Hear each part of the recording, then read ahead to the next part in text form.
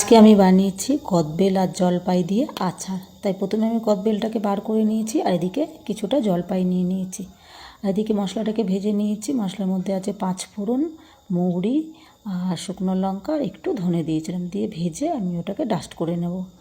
এবার কড়াইয়ে আমি পরিমাণ মতো গুড় দিয়ে দিয়েছি। তোমরা যে যেরকম আচার করবে সেরকম পরিমাণ গুড় দেবে। আর গুড়টাকে না খুব ভালো করে ফুটিয়ে নিতে হবে। দেখো আমি খুব ভালো করে গুড়টাকে ফুটিয়ে নিচ্ছি।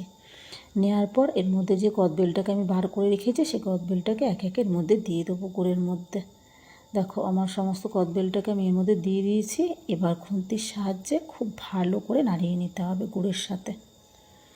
দেখো গুড়ের সাথে আমার কদবেলটাকে নাড়ানো হয়ে গেছে। এবার আমি এর মধ্যে দিয়ে দিলাম জলপাইটাকে। এবার জলপাইটাও দিয়ে খুব ভালো করে খুন্তির সাহায্যে নাড়াতে হবে। নাড়িয়ে নেওয়ার পর এবার এর মধ্যে আমি দিয়ে দিলাম পরিমাণ মতো লবণ।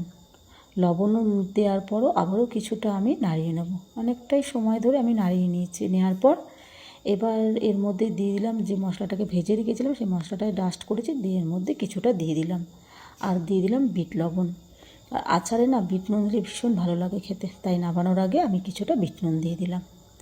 দিয়েই রেডি হয়ে গেছে আজকে আমার জলপাই আর কদবেল দিয়ে আচার। কেমন লাগলো আচারটা সবাই কমেন্টে জানিও।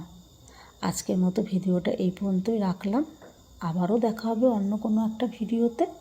সবাই খুব ভালো থেকো, সুস্থ থেকো, আর কেউ কমেন্ট করতে ভুলে যেও না। চলো আজকের মতো এই পর্যন্তই।